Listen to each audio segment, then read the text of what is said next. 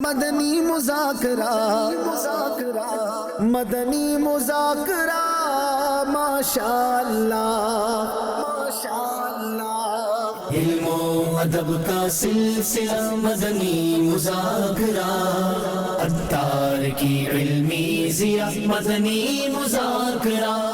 الحمدللہ رب العالمین والصلاة والسلام علی خاتم النبیین، اما بعد فاعوذ باللہ من الشیطان الرجیم، بسم اللہ الرحمن الرحیم، صلاة والسلام علیکہ یا رسول اللہ وعلی آلک واصحابک یا حبیب اللہ، صلاة والسلام علیکہ یا نبی اللہ وعلى آلك وأصحابك يا نور الله، نویت سنت الاعتکاف۔ جب کبھی مسجد میں داخل ہونے کی سعادت پائیں، اعتکاف کی نیت یاد کر کے ضرور فرمائیں۔ جب تک مسجد میں رہیں گے اعتکاف کا ثواب ملے گا۔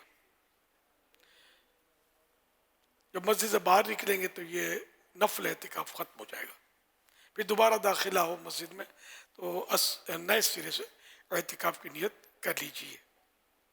یاد رکھیے مسجد میں کھانا پینا، سونا، سحری، افطار، آب زمزم شریف پینا، دم کیا پانی پینا، نیاز کھانا وغیرہ اسی صورت میں جائز ہوتے ہیں جبکہ اعتکاف کی نیت کی ہو۔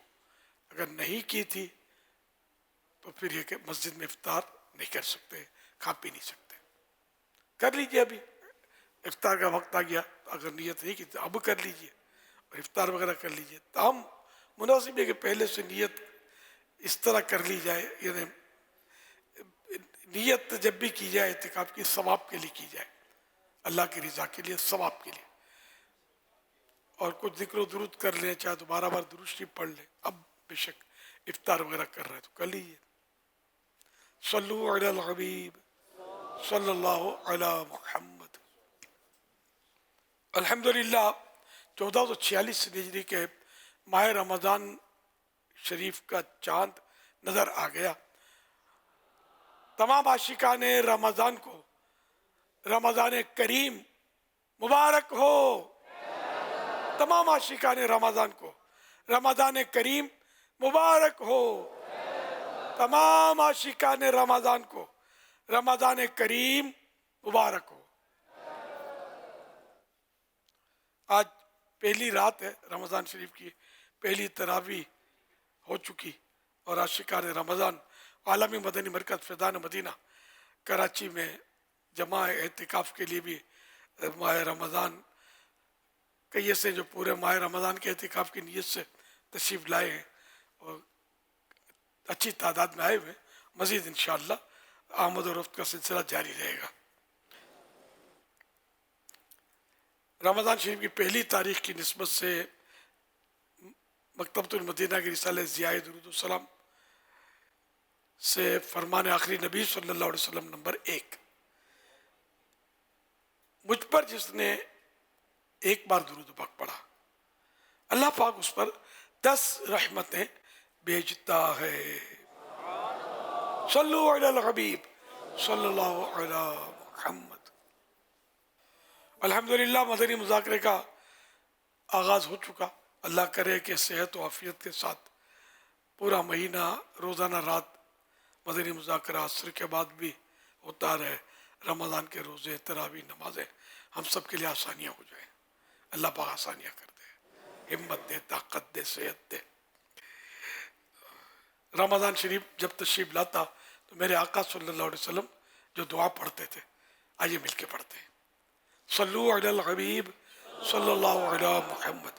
اللہم سلمنی من رمضان وسلم رمضان لی وسلمہ منی۔ صلو علی الحبیب صلی اللہ علی محمد۔ ہو سکے تو نمازوں کے بعد امام صاحبان بھی اگر یہ دعا ثانی میں دوسری دعا ہوتی ہے پڑھا کریں گے تو دوسروں کو بھی یاد ہو جائے گی انشاءاللہ، اور اس سنت کی برکت، اس دعا کی برکت حاصل کر سکیں گے انشاءاللہ۔ امید ہے کہ اسکرین پر یہ دعا چلا دی جائے گی۔ ہر سال چلاتے ہیں، ابھی انشاءاللہ یہ پہلی رات ہے نا، یہ آگئی. سبحان اللہ. اللہم سلمنی من رمضان وسلم رمضان لی وسلم منی.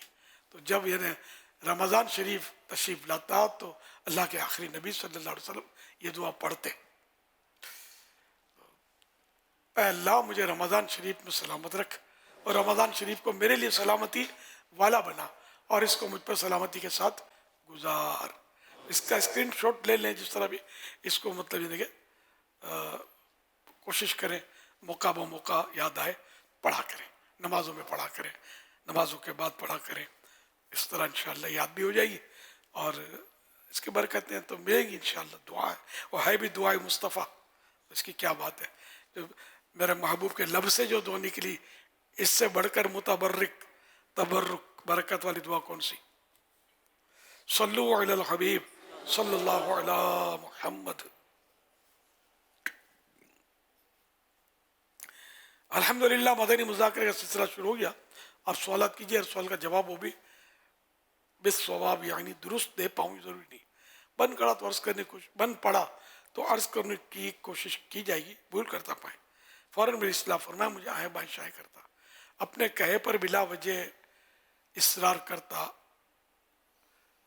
قائم رہتا نہیں، بلکہ بھول ہونے کی صورت میں قبول کرتا پائیں گے انشاءاللہ الکریم. صلو علی الحبیب صلی اللہ علی محمد. میرا نام غلام فرید ہے، ٹنڈو آدم سے عرض کر رہا ہوں. امیر اہل سنت کی بارگاہ میں درخواست ہے کہ دعا فرماتے ہیں اللہ پاک مجھے نیک بنائے اور ہمارے گھر سے تمام بیماریوں کا خاتمہ فرمائے اور اللہ پاک بے حساب مغفرت فرمائے. عرض یہ تھی کہ کوئی بھی ہمارا کام خراب ہوا اچھا ہونے لگتا ہے نا، تو ہم اس کے بارے میں کہہ دیتے ہیں کہ الحمدللہ اللہ کا شکر ہے یہ کام ہمارا اچھا ایسے ہو گیا ہے. تو کئی مرتبہ اس کو آزمایا ہے کہ وہ کام دوبارہ خراب ہو جاتا ہے، جیسے کہ ہوتی ہے نا بدشگونی کہتے ہیں اور وہم کہتے ہیں. تو ایسا نہیں ہے، کئی سینکڑوں مرتبہ ہم نے آزمایا ہے اور کوئی بھی کام ہمارا اچھا ہو رہا ہوتا ہے ہم اس کو کہتے ہیں اچھا ہو گیا تو وہ دوبارہ خراب ہو جاتا ہے. تو اس کے بارے میں تھوڑا ارشاد فرمائیں کیا ہے، اور خصوصی طور پہ دعاؤں کی درخواست ہے. اللہ پاک رحمت کی نظر فرمائے اور یہ جو بھی آپ کے ساتھ ہو رہا ہے اللہ کرے ایسا نہ ہو. آپ ہر نماز کے بعد یا حفیظ ہو یا سلام ہو 11 بار آپ بھی پڑھیں، گھر کے تمام افراد پڑھیں، مدینہ مدینہ انشاءاللہ. صلو علی الحبیب صلی اللہ علی محمد. فرمان آخری نبی صلی اللہ علیہ وآلہ وسلم، جس کا رمضان سلامتی کے ساتھ گزرتا ہے تو اس کا پورا سال سلامتی کے ساتھ گزرتا ہے. حوالہ شعب الایمان حدیث نمبر 3708. گناہوں سے بچ کر جو رمضان گزرے ظاہر وہ سلامت گزرا. اللہ کرے کہ ہم گناہوں سے بچ کر رمضان کو سلامت گزارنے میں کامیاب ہو جائے اور یہ سب اللہ کی مدد سے ہوگا. صلو علی الحبیب صلی اللہ علی محمد. حضرت مجدد الف ثانی رحمۃ اللہ علیہ ایک مکتوب اپنے لیٹر میں فرماتے ہیں اگر رمضان میں کسی آدمی کو اعمال صالحہ یعنی نیکیوں کی توفیق مل جائے تو پورے سال یہ توفیق اس کے شامل حال رہے گی.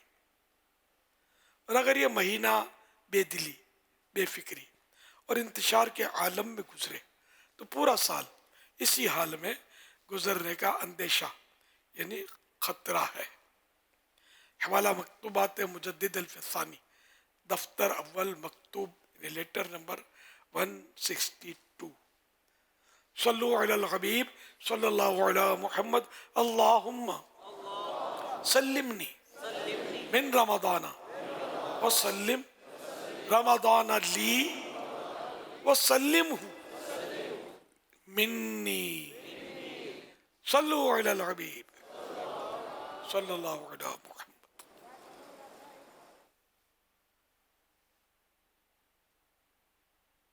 میرا نام سہیل رضا اتاری ہے. میرا امیر اہل سنت سے سوال ہے کہ جو آج کل رشتوں کے حوالے سے سوال کرنا تھا کہ رشتے جو کرتے ہیں تو اس میں استخارہ کرنا کیا ہم پر لازم ہے؟ استخارہ کرنا تو لازم ہوتا ہی نہیں ہے. اللہ پاک سے کہ وہ گویا مشورہ کر رہا ہے بندہ اور صحیح راستہ عرض کر رہا ہے کہ مل جائے. لیکن یہ ذہن میں رہے کہ استخارہ جو ہے، ہم لوگ جو استخارے کرتے ہیں، کوئی بھی استخارہ ہو، تو استخارے میں یقینی علم حاصل نہیں ہوتا، یہ ظنی ہوتا ہے، یعنی کہ ایسا ہو، امید ہے کہ ایسا ہو. لیکن یہ کہ 100% استخارے کے رزلٹ کو 100% سمجھنا نہیں ہے، سمجھنے کی اجازت بھی نہیں ہے. کہ حقیقی علم تو اللہ کو ہے نا، ہمیں استخارے کے ذریعے حقیقی علم حاصل نہیں ہو سکے گا. تو رشتوں کے لیے بھی لوگ استخارے کرتے ہیں، کرنے میں حرج نہیں ہے، لیکن وہی بات جو میں نے عرض کی، نہیں کیا تو بھی حرج نہیں ہے. استخارہ بھی کرے اور ساتھ میں انکوائری بھی کرے، جو ایک طریقہ کار ہو جائز طریقے پر اس کی معلومات حاصل کر لے اور سوچ سمجھ کر رشتہ کرنا چاہیے تاکہ بعد میں تکلیف کم سے کم ہو. صلو علی الحبیب صلی اللہ علی محمد.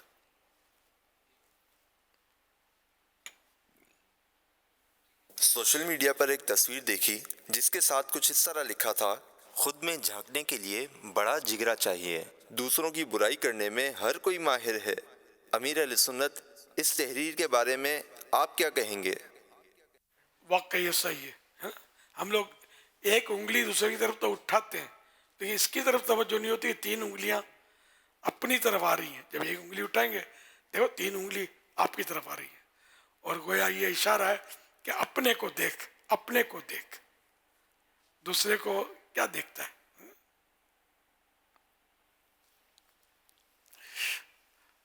تو اس لیے وہ مطلب یہ کہ دوسروں کی برائی کی ٹو میں پڑنا، یہ تو ویسے قرآن کریم میں منع بھی ہے، وَلَا تَجَسَّسُوا، اور تجسس مت کرو، جاسوسی مت کرو، کسی کے گناہ کی ٹو میں تلاش میں معلومات حاصل کریں مت پڑھو.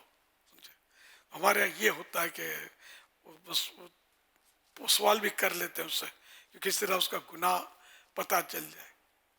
توبہ استغفر اللہ. بلکہ یہاں تک کہ یہ بھی نہ پوچھے کسی کو کہ نماز پڑھتے ہو کہ نہیں پڑھتے ہو. کہ نماز پڑھتے ہو کہ نہیں پڑھتے ہو پوچھیں گے تو یہ نہیں پڑھتا ہوگا تو بول دے گا میں نہیں پڑھتا ہوں.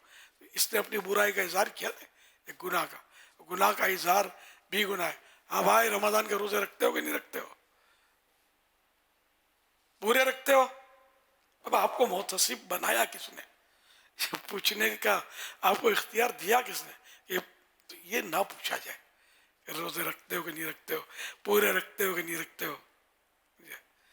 اب روزے کے فضائل بیان کریں، اگر کسی اور ذریعے سے خود یا بول دے پتہ چل جائے تو پھر آپ سمجھائیں اس کو کہ روزہ رکھے، ورنہ اس سے پوچھے نہیں کسی کو بھی کہ مطلب تم نے جھوٹ بولا تھا نا، ہے نا، جھوٹ بولا تھا نا. اب یہ کیا ضرورت ہے یار نکلوانے کی؟ اپنے عیبوں کو دیکھے کہ خود کتنا جھوٹ بولتا ہے، کتنے گناہ کرتا ہے. عیبوں کو ڈھونڈتی ہے فقط عیب جو کی نظر، جو خوش نظر ہیں ہنر و کمال دیکھتے ہیں. جو خود برا ہے وہ دوسروں کی برائیاں تلاش کرتا پھرتا ہے، ورنہ جو اچھا آدمی ہے دوسروں کے ہنر اور کمالات اور خوبیاں دیکھتا ہے. اچھی نظر اللہ نصیب کر دے ہمیں، لوگوں کی برائیوں سے بچائے. کیا یہ درست ہے کہ برائیاں کرنے سے بچائے؟ کیا یہ درست ہے کہ جو ہر وقت سچ بولتا رہتا ہے، ہمیشہ سچا، جب اس کے سامنے کوئی شخص آ کر بات کرتا ہے تو اس سے اس بات کا گمان کم ہوتا ہے کہ یہ مجھ سے جھوٹ بول رہا ہے، کیونکہ اس کو ایسا لگتا ہے جیسے کہ مجھ سے بھی کوئی مجھ سے سچی بول رہے ہوں گے. تو سچے آدمی کا جو حسن ظن ہے وہ اعلیٰ معیار تک پہنچتا ہے. یہ درست ہے؟ آپ اس کے سچا آدمی دوسروں کو بھی سچا سمجھتا ہے. یہ عام طور پہ ایسا ہوتا بھی ہے غالباً. یہ کیوں جھوٹ بولے گا یار، کیوں جھوٹ بولے گا؟ اور جھوٹا ہوگا وہ جھوٹوں سے اس کے واسطے پڑیں گے. کل شیء یرجع الی اصلہ، ہر چیز اپنی اصل کی طرف لوٹتی ہے. اللہ پاک کے پیارے پھر آخری نبی صلی اللہ علیہ وسلم نے ارشاد فرمایا خوش خبری ہے اس کے لیے جسے اس کے عیبوں نے دوسروں کی عیب جوئی سے باز رکھا. وہ اپنی عیب کی اصلاح میں، اپنی عیب کوئی دور کرنے میں جو مصروف ہوتا ہے وہ دوسروں کے عیب کہاں تلاش کرے گا؟ شروعات حدیث میں یہ بھی لکھا ہے کہ یہاں لفظ توبہ آیا ہے، توبہ کا لفظی معنی خوشخبری ہے. البتہ شروعات حدیث میں یہ بھی لکھا ہے، یہ بھی لکھا گیا ہے کہ توبہ سے مراد جنتی درخت ہے جس کی مسافت کا یہ حال ہے کہ ایک گھڑ سوار اس درخت کے سائے میں 100 سال مسلسل چلتا جائے جب بھی اس کا سایہ ختم نہ ہو. یہ شرح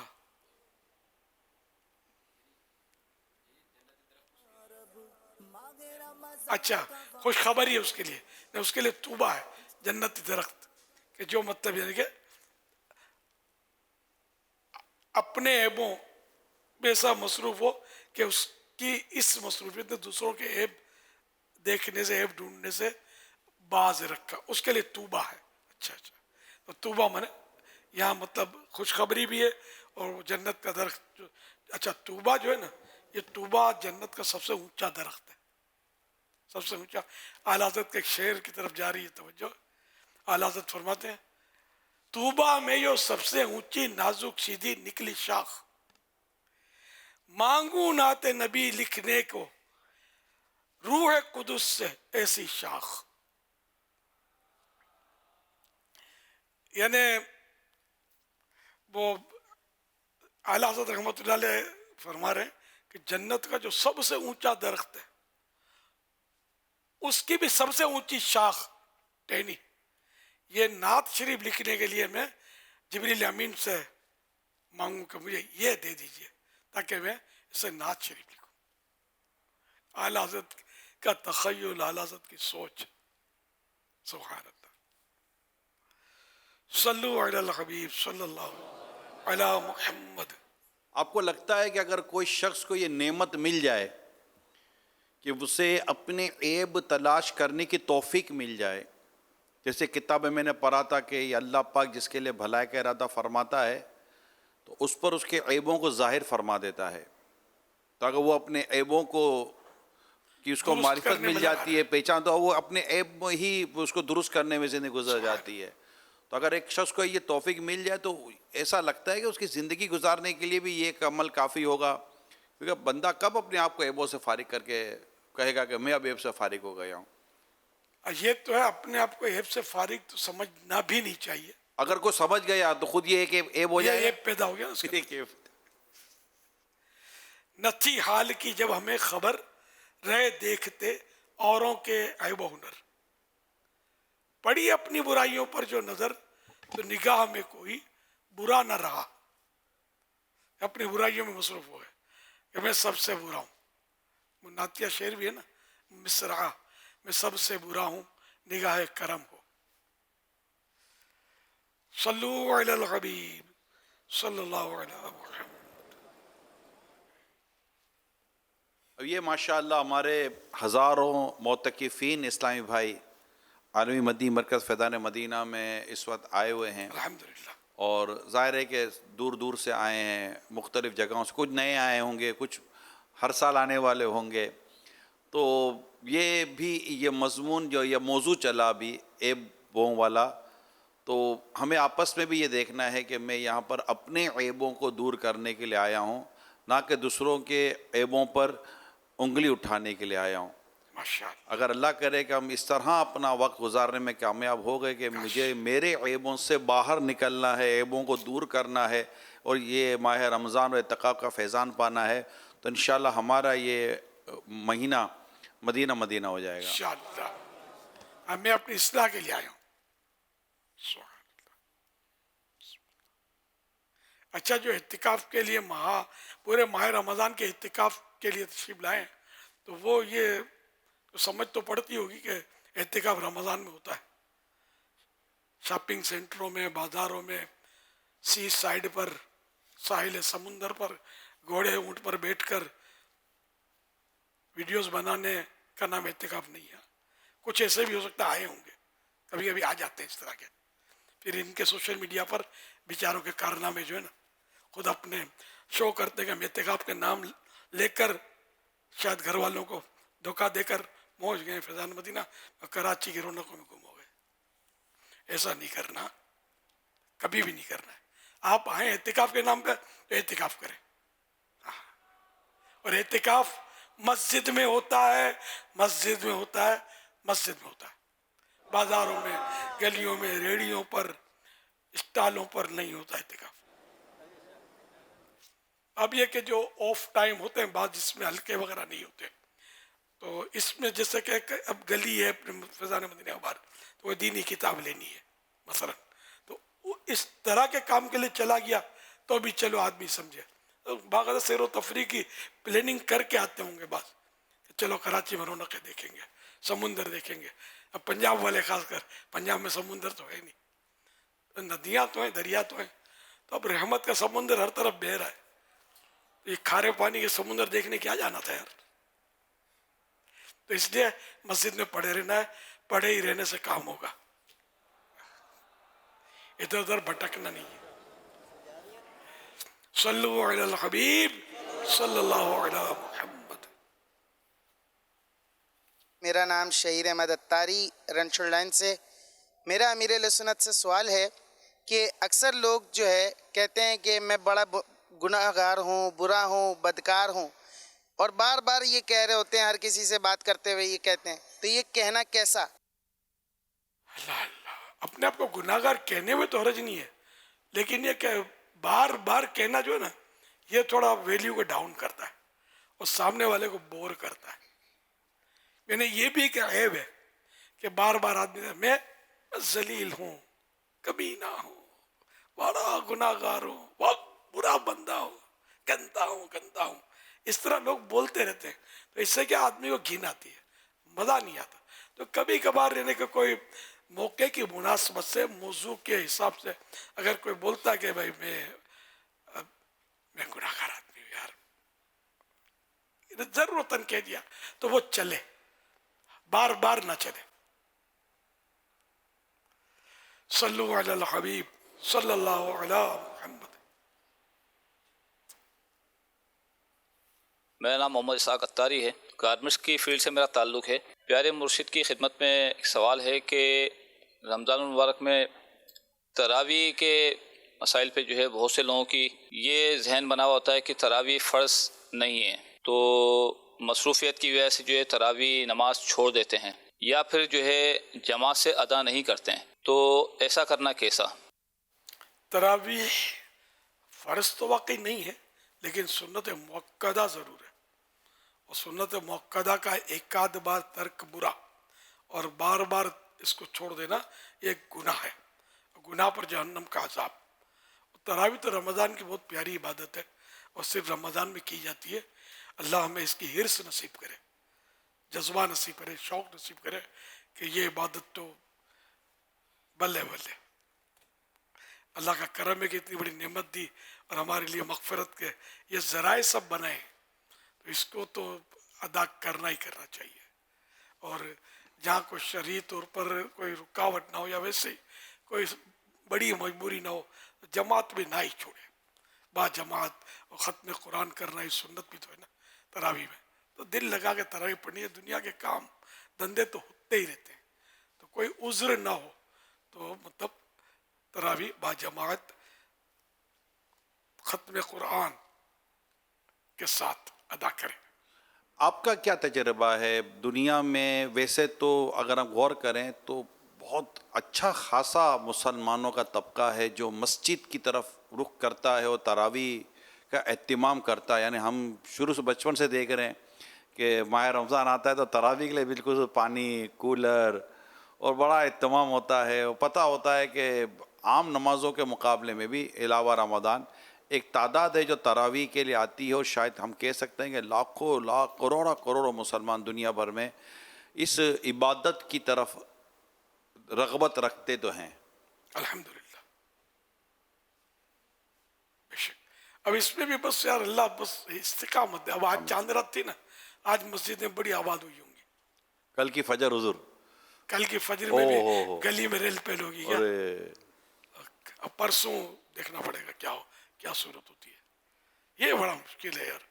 استقامت ہے. رمضان شریف وہ پیارا مہینہ ہے کہ حدیث پاک میں ہم کو اس کی حرص دلائی گئی کہ تم جانتے کہ رمضان کیا ہے، تو اس کی تمنا کرتے کہ سارے سال رمضان ہوتا. ہم رمضان کی حقیقت کو سمجھ نہیں پاتے، ہم لوگ ایسے ہی اور ہے کہ رمضان آئے گا مزہ آئے گا، اور ایک طرح ہی پڑی چھٹے پڑے، پہلا روزہ رکھ لیا چھٹی ہو گئی. بعد لوگ پہلا روزہ رکھیں گے، پھر یہ کہ جمعۃ الوداع کا روزہ رکھ لیں گے، 27 کا روزہ رکھ لیں گے. اس طرح بھی کرتے ہوتے کیا؟ یہ نہیں یار، پورے مہینے کے روزے فرض ہیں. اور رمضان شریف میں تراویح پورے مہینے کی سنت، کیونکہ وہ بعض لوگ 5-6 تراویح میں ختم قرآن کر لیتے ہیں، شاید یہ سمجھتے ہو کہ اب چھٹی ہو گئی. نہیں، چھٹی نہیں ہوئی، تراویح روزانہ ہے. تراویح سے بڑھ کر عشاء کا فرض ہے، تو ہمارے یہاں تراویح کی ہی بات ہوتی ہے، عشاء کے فرضوں کی بات نہیں. تراویح پڑھتے ہو کہ نہیں پڑھتے ہو؟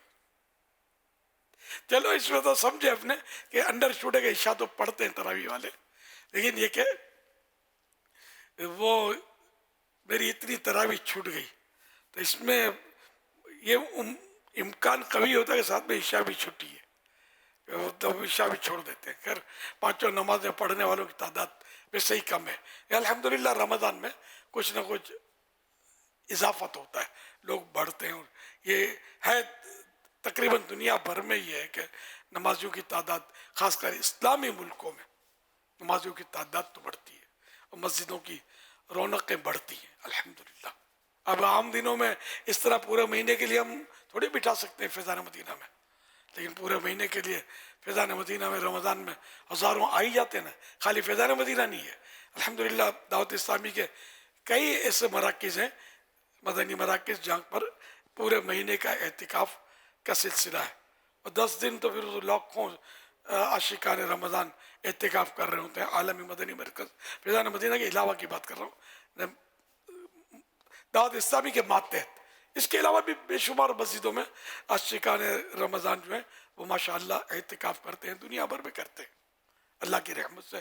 اعتکاف بھی ایک بڑی پیاری عبادت ہے جو رمضان میں خاص کی جاتی ہے. وہ آخری 10 دن سنت موقدہ علی الکفایہ، یہ صرف رمضان میں ہے سنت موقدہ علی الکفایہ، آخری 10 دن. باقی اعتکاف کی اقسام الگ الگ ہیں، مطلب نظر کا اعتکاف ہوتا ہے، پھر منت کا، تو وہ سارا سال جن دنوں روزے رکھے جا سکتے ہیں ان دنوں ہوتا ہے کہ روزہ اعتکاف کے لیے ضروری ہے. نفل اعتکاف کے لیے روزہ شرط نہیں ہے، آخری 10 دن جو رمضان کے ہیں ان کے لیے روزہ شرط ہے، اور جو منت کا اعتکاف ہوتا ہے اس پہ بھی روزہ ضروری ہوتا ہے. صلو علی الحبیب صلی اللہ علی محمد اللہم سلمنی من رمضان وسلم رمضان لی وسلمہ منی. صلو علی الحبیب صلی اللہ علی محمد. کل ایک صلاۃ و تسبیح کے بارے میں کچھ عرض کیا تھا، تو اس میں میں نے یہ کہہ دیا تھا کہ ظہر کی نماز کے بعد افضل ہے. وہ غلط فہمی ہو گئی تھی میری. تو اس کا اصل مسئلہ جو ہے وہ بہار شریعت پہلی جلد پیج نمبر 684 پر ہے. مسئلہ نمبر 4، ہر وقت غیر مکروہ میں، ایسا وقت جو مکروہ نہ ہو، جس میں نفل پڑھنا منع نہ ہو. بعض اوقات ایسے ہیں جس میں کوئی بھی نماز نہیں پڑھی جاتی. تو ہر وقت غیر مکروہ میں یہ نماز، یعنی صلاۃ و تسبیح کی نماز پڑھ سکتا ہے. اور بہتر یہ ہے کہ ظہر سے پہلے پڑھے. میں نے ظہر کے بعد کا کہا تھا، تو وہ اس کو ایڈٹ کر لیجئے گا، اور اب اس کی جگہ یہ جملے جو ابھی میں نے عرض کیے وہ شامل کرنے ضروری ہیں انشاءاللہ الکریم. سوال کچھ اس طرح کا آیا ہے کہ جیسے ابھی کہہ رہے کہ ابھی تراویح کی جیسے بات ہو رہی تھی، تو اسلامی بہنیں گھروں میں ایک تو تراویح کی نماز، تو میں اس میں کچھ پلس کر کے عرض کروں گا کہ اول یہ کہ یہ تراویح کی نماز کب پڑھ لیں. بعض اوقات اتنا ڈیلے کر دیتی ہیں وہ اپنی دیگر مصروفیات میں کہ پھر سستی کی وجہ سے تراویح رہ جانے کا بھی ڈر رہتا ہے. دوسرا ہے کہ یہ 4 کر کے پڑھنا، 2 کر کے پڑھنا، ایک ساتھ پڑھنا، تو یہ اس کے بارے میں آپ کیا رہنمائی فرماتے ہیں خاص طور پہ اسلامی بہنوں کے لیے؟ اس میں ایسا ہے کہ تراویح کا وقت عشاء کی فرض پہلے پڑھیں گے، پہلے فرض پھر سنتیں وغیرہ، تو اب تراویح کا وقت جو ہے اس کا ہو گیا نا، تو اب یہ کہ صبح صادق سے پہلے پڑھ لے، پوری رات اس کا وقت تو ہے. اب اگر کوئی اعتماد ہے، سوتا ہے اور جاگ کر میں پڑھ لوں گا اور پڑھ بھی لیتا ہے، تو اس کے لیے کوئی منع نہیں ہے. اس کو نہ گناہ گار کہیں گے، نہ اس کو یوں کہیں گے کہ مکروہ کام کیا، شرعاً بالکل درست ہے، ٹھیک ہے نا. لیکن ایک اعتماد ہوگا میں پڑھوں گا یا پڑھوں گی. اب یہ تجربہ ہے کہ اب بھی تو ذہن ہوتا ہے کہ پڑھوں گا یا پڑھوں گی، پھر یہ تجربہ کہ لیٹ ہوتا ہے نا، پھر سستی ہو جاتی ہے، تو یا تو چھوٹ جاتی ہے یا کچھ رکعتیں چھوٹ جاتی ہے کچھ، تو پھر اس کو بغیر پڑھے سونا نہیں چاہیے، ہے نا، تاکہ یہ سنت اپنے ہاتھ سے نہ نکلے. اب رہا یہ کہ 2 4 رکعتیں، تو اب 4 رکعتیں بھی پڑھ سکتے ہیں، اس کی 6 بھی پڑھ سکتے ہیں، زیادہ سے زیادہ 8 ہے نا، 8 پڑھ سکتے ہیں. رات میں جو یہ نوافل ہوتے ہیں نا، ان کے احکام نفلوں کی طرح ہوتے ہیں، تراویح کے احکام تقریباً نفلوں کی طرح ہیں. تو اب یہ کہ اس میں جب یہ 4 رکعت مثلاً پڑھی تراویح، تو اس میں یہ ذہن میں رکھنا ہے کہ جیسے پہلی رکعت میں ثنا، اعوذ، بسم اللہ، یہ پہلی رکعت کا قاعدہ جو تھا یہ بھی ضروری ہے، سمجھے، فرض ہے یہ اس میں بیٹھے تو اس میں تحیات اور درود شریف بھی پڑھے، چاہے تو دعا بھی پڑھ لے. اچھا، اب تیسری کے لیے اٹھا تو تیسری میں پھر ثنا، اعوذ، بسم اللہ، یہ پورا اعوذ باللہ من الشیطان الرجیم وغیرہ یہ پڑھنا ہے. اور آخری قاعدے میں بھی التحیات، درود شریف، دعا، یہ 4 ہو گئی. اگر 6 پڑھنا چاہتا ہے بالفرض تو پھر کھڑا ہوگا تو پھر 5ویں میں ثنا، اعوذ، بسم اللہ. اس طرح 8 پڑھنا چاہتا ہے، 7ویں میں ثنا، اعوذ، بسم اللہ. مگر ہر 2 رکعت پر قاعدہ ضروری ہے. التحیات میں بیٹھنا تو التحیات پورا ایک حرف اس کا پڑھنا ہے، اور بہتر وہ یہ کہ درود پاک بھی پڑھ لے. یہ اس میں سنت موقدہ جو ظہر کی ہوتی ہے سے پہلے پڑھنے کی، اس میں تحیاتوں کے بعد درود شریف نہیں پڑھنا ہوتا. ہاں، عصر و عشاء کی سنت قبلیہ، یہ سنت غیر موقدہ ہوتی ہے. ان میں 2 رکعت پر تحیاتوں کے بعد درود شریف بھی پڑھنا ہے، اور پہلی کے علاوہ تیسری میں بھی ثنا، اعوذ، بسم اللہ یہ پڑھنا ہے. صلو علی الحبیب صلی اللہ علیہ محمد. آپ نے بھی دوران وضاحت ایک جملہ فرمایا کہ تراویح ہے تو اس کے احکام نفل نمازوں کے مطابق اس کے احکام ہوتے ہیں. اب یار نفل ہی ہے نا یار، نفل اس کو یہ وہ نفل نہیں ہے نفل کہ جس میں پچھانا نہ ہو. اس میں تو یوں ہے نا کہ جو تراویح کو ترک کر دے بلا وجہ شرعی اجازت کے بغیر تو اس نے برا کیا، اساءت اس کو اصطلاح ہے، یہ نے برا کیا. اور اگر بار بار اس کو چھوڑتا ہے تراویح کو، تو سنت موقتہ کو بار بار چھوڑنا یہ گناہ ہے. یہ شرعی مسئلہ ہے، شرعی حکم ہے. مسئلہ صحیح ہے. جی جی. یعنی کوئی یوں کہ نفل یہ نہ خالی خالی سختی کرنے کا کیا فائدہ ہے یار. تو اب جو دین نے جو اس معاملے میں حکم دیا ہے اسی حکم پر مسلمان کو عمل کرنا چاہیے. تراویح تو بہت بڑی سعادت ہے، خدا کی قسم یہ رمضان میں ملتی ہے. ہم لوگ بدنصیب ہیں، ہمارے دل نہیں لگتے یار، ہماری محرومیاں ہیں. لیکن یہ کہ مر کھپ کر بھی بندہ پڑھ لے یار. وہ مفتی احمد یار خان رحمۃ اللہ علیہ فرماتے ہیں نا، ان کے پیر و مرشد حضرت سیدی شاہ علی حسین رحمۃ اللہ علیہ کو انہوں نے عرض کیا کہ حضور نماز میں دل نہیں لگتا. آپ فرماتے ہیں کہ میرا نماز میں دل نہیں لگتا. تو پیر صاحب نے فرمایا پڑھتے تو ہو؟ تو عرض کیا کہ حضور پڑھتا تو ہوں. تو بولا بس پڑھتے ہو نا. جس کا دل لگتا ہے نا، جس کو مزہ آتا ہے نا پڑھنے میں، وہ تو مزے لیتا ہے، اپنے مزے کے لیے پڑھتا ہو. لیکن تم تو اللہ کے لیے پڑھتے ہو نا، دل نہیں لگتا پھر بھی پڑھتے ہو. تو یوں مطلب یہ کہ تراویح میں دل نہ بھی لگے تو پڑھنا تو ہے ذرا، مر کھپ کے بھی چھوڑنی ایک رکعت بھی نہیں ہے. سب یہ بالکل آج پہلی راتیں نہیں پڑھی تو پڑھ لو ناظرین. اور یہ جیسے قسم کھانا مت، لیکن یوں سمجھو جیسے قسم کھائی ہے کہ کھانا چھوٹ جائے, کباب سموسے رہ جائیں, نو پرابلم, تراویح کی ایک رکعت بھی نہیں رہنی چاہیے. کہ رمضان کے علاوہ یہ سعادت نہیں ملتی.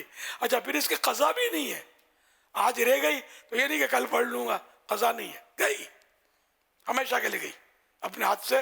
یہ بہت بڑی سعادت, بہت بڑی نعمت نکل گئی, تو اس کو دو ہاتھ سے پکڑ کے رکھو کہ ہم تراویح کا دامن نہیں چھوڑیں گے انشاءاللہ, انشاءاللہ.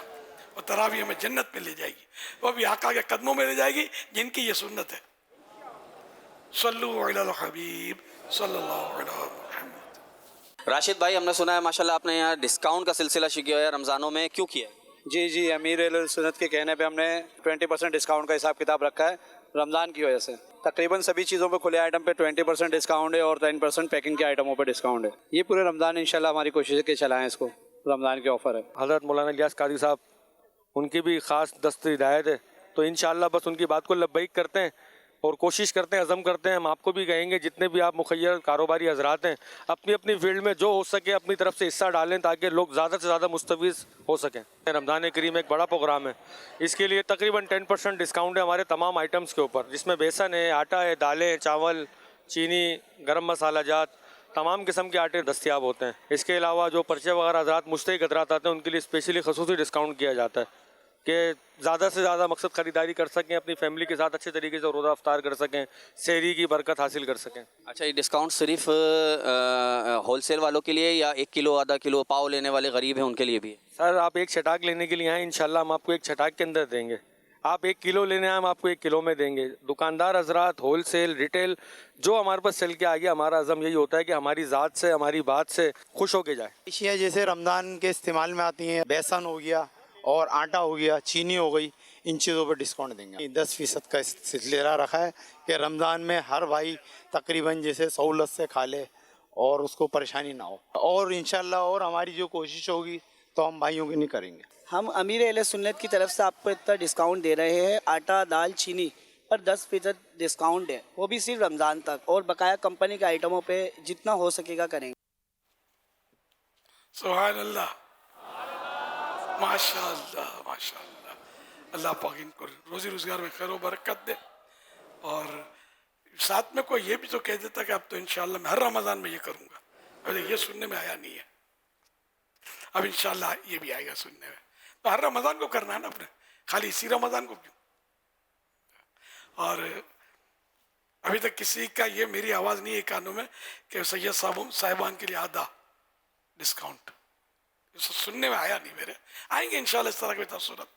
اور وہ چھٹانک پر میں جو مسکرایا, تو چھٹانک میں شاید نیو جنریشن نہیں سمجھتی ہوگی یہ ہوتا کیا ہے. یہ ایک سیر میں 16 چھٹانک ہوتے ہیں. اب سیر بھی نہیں چلتا, اب کلو گرام چلتا ہے. تو چھٹانک یہ سمجھو کہ 50 گرام کے آس پاس ہوتا ہوگا, سیر کا 16واں حصہ ہے. صلو علی الحبیب صلی اللہ علیہ محمد. امیر اہل سنت دی بارگاہ دے اندر میرا سوال ہے کہ جدوں نماز دا آخری ٹائم ہو جاندا ہے تے بعض لوگ اس ٹائم نماز پڑھتے ہیں تے انہاں دا یہ ٹائم دیکھ کے بعض لوگ کہندے ہیں کہ ویلے دی نماز کویلے دیاں ٹکراں, انہاں دا یہ کہنا کیسا ہے تے آیا کہ انہاں دی نماز درست ہے آخری ٹائم دے اندر پڑھنا؟ اس سوال کا اردو خلاصہ یہ ہے کہ جب نماز کا آخری ٹائم ہو جاتا ہے تو بعض لوگ اس ٹائم نماز پڑھتے ہیں. اس ٹائم لوگ ان کو نماز پڑھتے دیکھ کر کہتے ہیں کہ بے وقت کی نماز وقت کے اندر ماری جانے والی ٹکر جیسی ہے. ان کا یہ کہنا کیسا ہے؟ کیا ان کا آخری وقت میں نماز پڑھنا درست ہے؟ اللہ اللہ, اب آخری وقت کس طرح کا آخری وقت ہے یہ دیکھنا ہوگا. اگر وہ جائز وقت ہے, مکروہ وقت نہیں ہے, جیسے کہ سمجھو کہ عصر کی نماز غروب آفتاب قریب آ گیا, 20 منٹ رہ گئے مثال کے طور پہ, اس سے بھی کم رہ گئے, تو اب یہ آخری وقت جو آیا اس میں بلا وجہ اتنا لیٹ کرنا نماز کو, اس دن کی عصر کو, یہ گناہ ہے, حرام ہے. مجبوری ہو گئی تو گناہ نہیں ہے. کسی واقعی ہو جس کو شریعت مجبوری تسلیم کرے تو پھر گناہ نہیں ہے. اچھا پھر بھی نماز جیسی اعلیٰ عبادت فرض، اس کو لفظ ٹکر یہ بول رہا. اگر معاذ اللہ کوئی نماز قضا کر کے بھی پڑھتا ہے تو نماز نہ، اس کو یہ تو نہیں کہیں گے نا کہ نماز نہیں ہے. تو یہ ٹکر نہیں ہے. ٹکر بال کو مارتے ہیں، بعض غصے میں آ کے دیوار کو مارتے ہوں گے. نمازی ٹکر نہیں مارتا، اپنے رب کو سجدہ کرتا ہے. یہ جملہ نہ کہا جائے. صلو علی الحبیب صلی اللہ علیہ وسلم. تفصیل وہی ہے جو آپ نے بیان کی ہے. اسی طرح جیسے مغرب کے آخری وقت تک اس کو بغیر کسی وجہ کے مؤخر کر دینا یہ بھی مکروہ ہے. ہر نماز کو یا مغرب کے بارے میں یہ ہے کہ مغرب جی ستارے قریب آ جائیں تو اس طرح. اور مکروہ تحریمی ہے جی بلا شریعت جس کو مجبوری تسلیم کرے. ایسی مجبوری ہو تو حرج نہیں ہے کہ وہ آدمی مجبور ہے، ورنہ جان بوجھ کر اتنی دیر نہ کرے. اسی طرح جو آپ نے بیان کی تفصیل اسی کہ جان بوجھ کے اگر کوئی عصر کی نماز کو مؤخر کرتا ہے تو پھر وہ حدیث پاک میں اس کے لیے فرمایا گیا کہ منافق جو ہے وہ انتظار کرتا رہتا ہے عصر کے آخری وقت کا. پھر جب سورج زرد ہو جاتا ہے تو وہ مرغ کی طرح ٹھونگے مارتا ہے. اور یہ کہ بعض اوقات ایسا ہوتا ہے کہ وقت میں شک آ جاتا ہے، تو یہ بھی مکروہ تحریمی ہے کہ وقت میں شک آ جائے کہ وقت ہے کہ چلا گیا. تو اس لیے نماز درست وقت میں پڑھی جائے. لیکن میں اس بات کو تو کہوں گا، میں نے کہا کہ بالفرض کوئی قضا بھی کر دے یار، تب بھی اس کو ٹکر نہیں کہیں گے کہ سجدہ رب کو ہے، نماز ہے. یہ ٹکر نہیں ہے. نماز کی بے ادبی نہ کی جائے.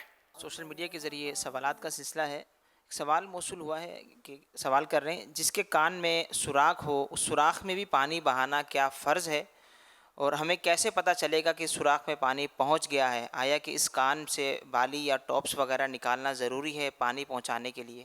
کان کا پردہ پھٹ جاتا ہے، سوراخ شاید اسی کو بول رہے ہیں. اچھا یہ کان، ہاں بالی کا کان، ہاں یہ اگر کان کا سوراخ کھلا ہوا ہے بالکل، اس میں تو پانی بہانا ہوگا. اب بالی پہنی ہے تو بھی نکالنی ہوگی، اور اندر جیسے عورتیں پہنتی ہیں ایئرنگ وغیرہ، تو یہ نکال کر بھی ان کو پانی تو بہانا پڑے گا. مردوں میں دیکھا جا رہا ہے یہ رجحان بڑھتا جا رہا ہے کان میں بالی پہننے کا یا اس طرح کے جو بھی زیورات ہوتے ہیں عورتوں والے.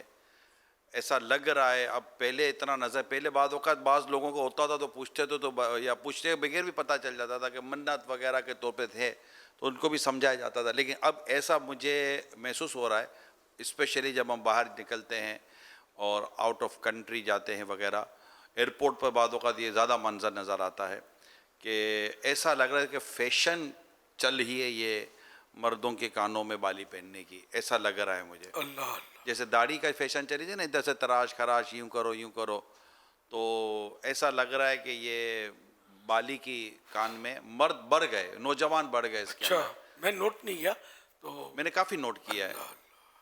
چین بہت بڑھ گئی ہے، بہت زیادہ کہہ سکتے ہیں کہ چینیں پہننے کا رجحان بڑھ گیا لاکٹ کے ساتھ، اور یہ بڑھ گیا. اور جیسے وہ پہلے بھی ہم کہتے تھے وہ جو چٹیاں وغیرہ، یعنی ایسا لگ رہا ہے کہ یہ رجحان بڑھ رہا ہے. اب ظاہر ان میں بعض ایسے بھی ہوتے ہیں، ہم نے دیکھا ہے کہ اگرچہ اس حلیے میں ہوتے ہیں، ہمارے قریب آتے ہیں، محبت کرتے ہیں، بڑی عقیدت سے پیار سے مل رہے ہوتے ہیں، تو لگتا ہے کہ دین سے اور مذہب سے اور اس طرح اس کو محبت بھی ہے، تب ورنہ تو کیوں قریب آتا، کیوں بات کرتے ملتے.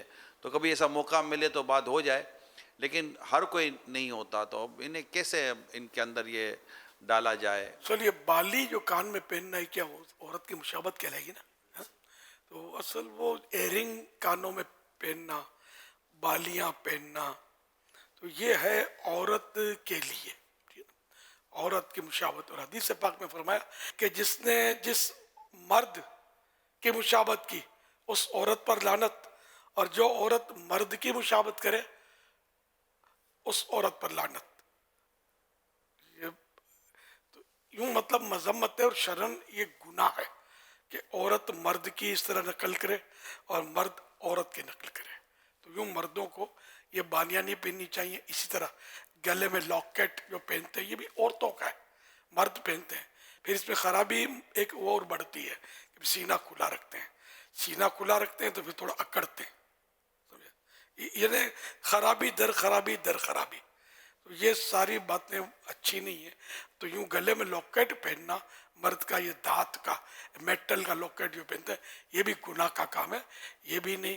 ہاتھوں میں بعض کڑے پہنتے ہیں, یہ بھی جائز نہیں ہے. تو ان سب سے مطلب ہے کہ بچنا چاہیے اور توبہ کرنی چاہیے. طرح طرح کی اسٹیل کی انگوٹھیاں, تو وہ مختلف طرح کے اپنے رنگ پہن لیتے ہیں. کیڑوں اردو میں کیا بولتے ہیں؟ رنگ انگوٹھی, چھلا چھلا چھلا چھلا, چھلے پہ ہم میمنی میں کیڑوں بولتے ہیں, کیڑوں. تو یہ کیڑے پہنتے ہیں, اس کے چھلے رنگ. تو یہ سب جو ہے نا یہ نہیں پہننے.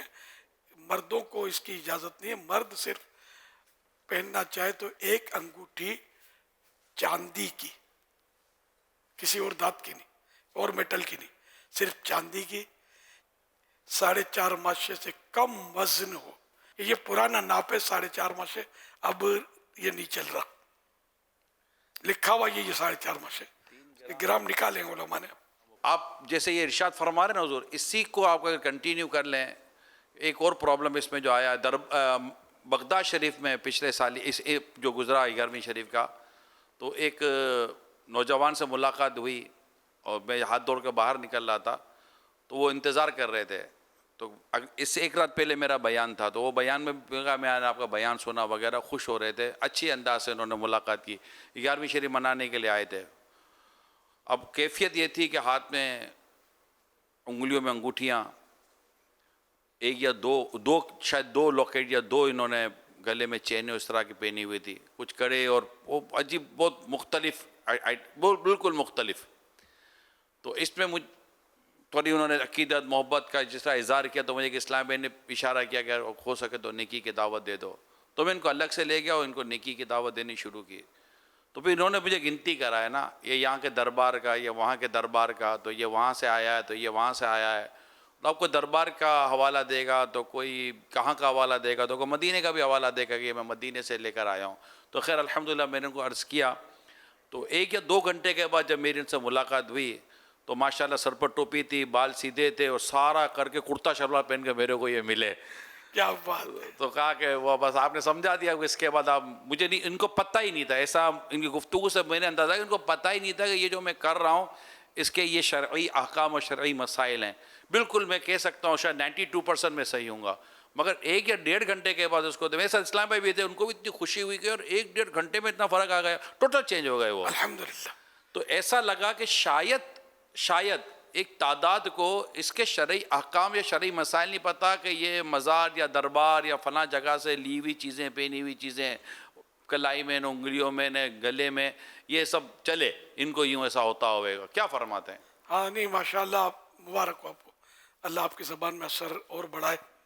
تو سمجھانا بھی ایک سمجھانے کا بھی انداز ہوتا ہے, پھر سمجھانے والے کا اپنا قد بھی ہوتا ہے, اس کا امپریشن ہوتا ہے, جس کی وجہ سے وہ, کیونکہ وہ متاثر ہو چکا تھا, وہ اس کی بات سمجھ میں آ گئی جلدی. اللہ کرم فرمائے اور ان کو استقامت دے, آپ کو جزائے خیر دے. اس میں ظاہر ہے کہ وہ شریعت کا حکم دیکھا جائے گا. یعنی پہلے وہ کیا اسٹیل کی انگوٹھیاں, چھلے وغیرہ میں دیکھتا تھا, تو بولتے تھے ہم مدینے سے لائے, مدینے سے آیا ہے. تو میں پھر سمجھاتا تھا, میں نے مدینے شریف میں تو ٹی وی بھی ہوتے ہیں, گناہ بھرے چینل بھی دیکھے جاتے ہیں, میوزک بھی چل رہا ہوتا ہے, معاذ اللہ. تو کیا مدینے میں اس لیے جائز ہو جائے گا؟ ذرا اگر کیا جواب دے گا. تو یوں کر کے میں سمجھاتا تھا کہ یہ مدینے سے یہ چیز نسبت رکھتی, یہ نہیں دیکھا جائے گا, مدینے والے کا حکم دیکھا جائے گا, ان کی شریعت دیکھی جائے گی کہ ان کا حکم کیا ہے, یہ کیا فرماتے ہیں, ہم اس پر عمل کریں گے. تو یوں مطلب یہ کہ مزارات سے بھی, اب مزارات پر بیٹھے ہوتے ہیں لے کر بیچنے والے, تو بیچارے اس سے یہ منڈا جاتے ہیں, لے لیتے ہیں, خرید لیتے ہیں, وہ بیچارے پھیل لیتے ہیں کہ مزار پر ہے, اور لمبی لمبی لٹیں ہیں اس کی, اور حق ہو کا نعرہ لگائے تو جھٹکا کھا کے جیب میں ہاتھ چلا جائے گا, جو بولے گی اس کو دے دے, اور انگوٹھی انگوٹھا اٹھا کر تو ایسا نہیں ہے. تو حکم شریعت دیکھا جائے گا. بعض لوگ پہنتے ہیں یعنی یوں صوفی منش نظر آتے ہیں تو کئی انگوٹھیاں بیچارے پہنے ہوتے ہیں. اب ایسوں کو تو اگر سمجھانا بھی ہر ایک کا کام نہیں ہے, ہمت بھی نہیں ہوتی, سمجھائیں تو گلے پڑ جائے. ایک بار بہت پرانا واقعہ ہے, کافی سال پہلے, کوئی ایک دو لڑکے دیکھا جوان تھے, تو وہ اسی طرح کا کچھ تھا حساب کے. تب میں نے جیسے ہی چھیڑا نا ان کو بولنا ہمارے پیر صاحب پہنتے ہیں, میں خاموش ہو گیا. میرے پاس کوئی بولنے سے کہیں تھا ہی نہیں گیا. تو اللہ پاک رحمت کی نظر فرمائے. دیکھو پیر ہو صوفی ہو کوئی بھی, حکم شریعت علماء بتائیں گے. اور پیر کے لیے عالم ہونا بھی شرط ہے, عالم ایسی حرکتیں کرے گا نہیں. پیر اگر عالم نہیں ہے بھلے کتنا خاندانی شخص ہے, بے شک سید سادات ہمارے سر کا تاج ہے, لیکن سید ہونا یہ پیر کے لیے کافی نہیں ہے, نہ شرط ہے نہ کافی ہے. پیر کے شرائط اور ہیں, امامت کے شرائط اپنی جگہ پر ہیں. کوئی سید صاحب ہیں تو آپ بولو کہ سید صاحب ہیں تو نماز پڑھا دیں, سمجھے, تو یہ نہیں ہوگا. سید صاحب امامت کے شرائط پر پورے اترتے ہوں گے تو پڑھا سکیں گے. انڈرسٹوڈ ہے مطلب, سمجھے. انجینئر آپ ہیں تو ہم آپ کو انجینئرنگ کا کام دیں گے. آپ ڈرائیونگ جانتے ہیں تو اسٹیئرنگ آپ کے حوالے کریں گے. آپ بولو میں اعلیٰ نصب کا اور عالی حسب کا ہوں تو ہم آپ کو یہ دے کر اپنی جانیں خطرے میں نہیں ڈالیں گے کہ یار نہیں جا کے ٹکرا دے کہ ہم تو ڈوبے ہیں تم کو بھی لے ڈوبیں گے. تو یہ نہیں چلے گا. لکل فن رجال, ہر فن کے مرد ہوتے ہیں, تو جو جس کا کام ہے اسی کو ساچے.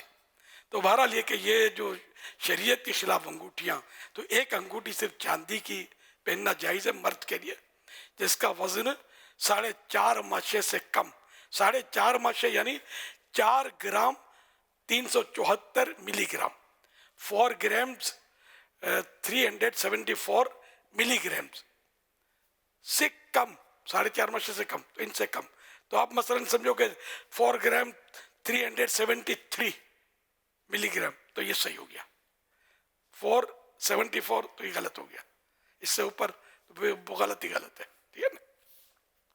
تو اس طرح مطلب ہے کہ چاندی کی انگوٹھی پہنی جائے.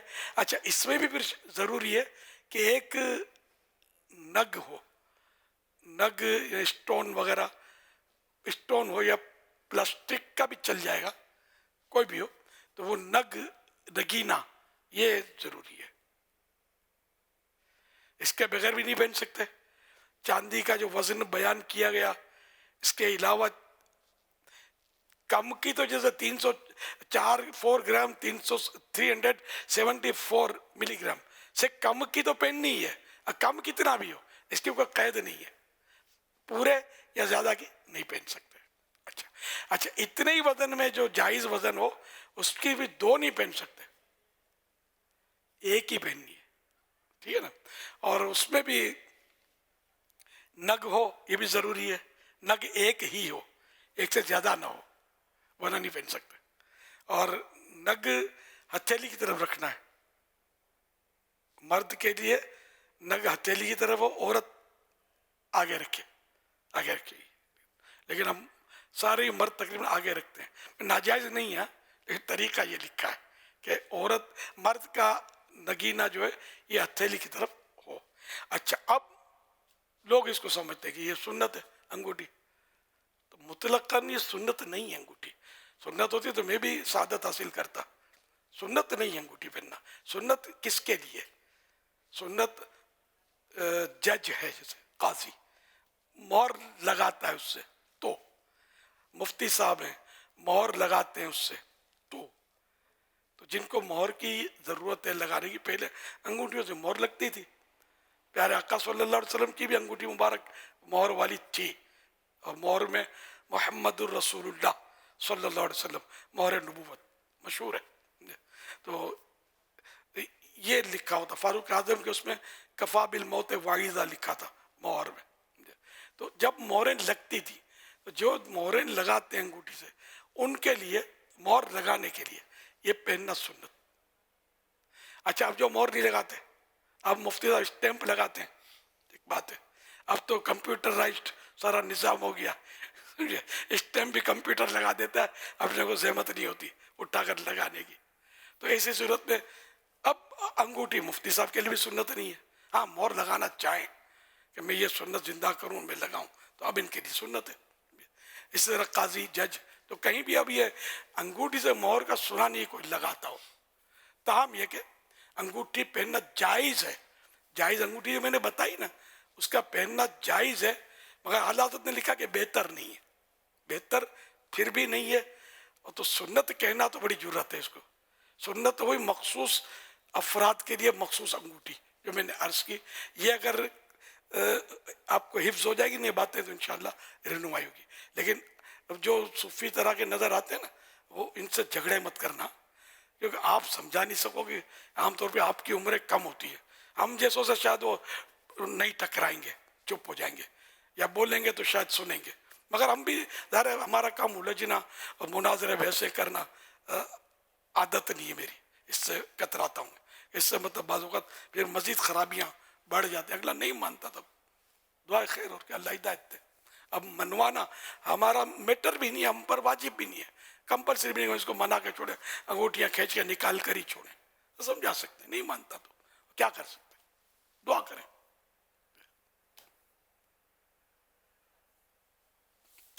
सल्लु अलल हबीब सल्लल्लाहु अलैहि वसल्लम। ईदैन में, ईद, बकरीद, अब ईद उल फितर जो रमज़ान शरीफ के बाद आते हैं तशरीफ लाती है, ईदों में ये अंगूठी मर्द के लिए एक जायज़ अंगूठी, ये पहनना मुस्तहब है, मुस्तहब, ये सवाब का काम है अगर मुस्तहब की नीयत से पहनेगा तो।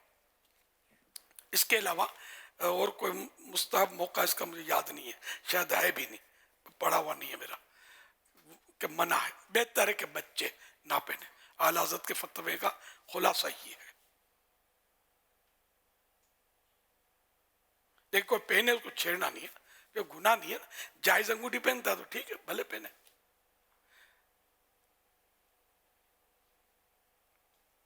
सल्लु अलल हबीब सल्लल्लाहु अलैहि वसल्लम। अपनी बिकती होगी अंगूठी, मेरे आका आला हज़रत रहमतुल्लाह अलैह के नाम से बिकती है कि इसमें आला हज़रत का तावीज़ है। ये मेरा दावत इस्लामी से पहले का तजुर्बा है। ये व्हाट इज दिस, आला हज़रत ने तो इस पर लिखा है कि तावीज़ बेचना कादरिया सिलसिले में नापसंदीदा है, नाजायज़ नहीं लिखा, नापसंदीदा है। आला हज़रत क्यों देंगे तावीज़ के, इसको बेचो।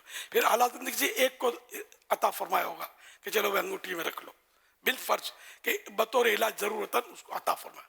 अब इसकी कॉपी कर कर कर करके इसकी दुकानें खोल लेना और मेरे आला हज़रत को केश करना मेरी समझ में नहीं आता।